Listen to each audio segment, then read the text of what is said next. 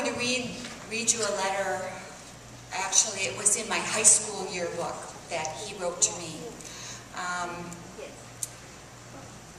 John and I were going to go to our high school prom, my high school prom, and it was a senior prom. I had never been to a prom before, and he had never been to a prom. And so my mom and I went shopping for a dress. We got everything arranged. We got the right shoes, all the tickets. The restaurant was reserved. I think it was about 2 or 3 days before he got a new job. And this was the story of my life. Because it was like, he couldn't take me to the prom. And I was just crushed. It's like, oh my gosh, we're not going to be able to go to the prom. But what happened was, he got one of his friends to take me just because he didn't want me to be disappointed. And he was only 19 years old, and he paid for everything.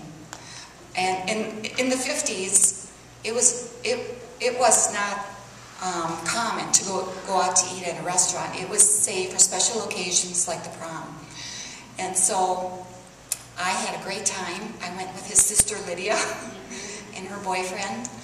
And I just want you to know the character that he had, that he was willing to do that for me. Because he loved me so much. You didn't know I paid for it? But I didn't know he paid for it at the time, no. So I'm going to read you what he wrote to me in my high school yearbook. Well, honey, you finally made it. Remember about a year ago, the first time we held hands after I got out of the hospital? Since then, so much has happened. I've grown to love you more than I thought I could ever love anybody. Remember, we spent all our days at the Washington Park Zoo? It was close by. Didn't we have a lot of fun wondering if we would ever fall in love? Then finally, it was your prom. Gee, I thought it would never get here, and when it did, I had to work and couldn't go. So what could I do except go out and find somebody to take you? And that almost killed me, to see you go out with somebody else, because I loved you so very much. It hurt me terribly.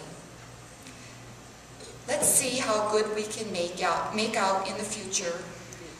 Let's save our money and get a little start. I think you're the most wonderful thing that could ever have happened to me. I love you more than life itself. Gee, I don't know why I'm telling you this. After all, you know it. I tell you enough, or do I? Love always. And I would like to thank Kitty's mom and dad for the qualities and for the values they taught her. Thank you so much, Mom and Dad.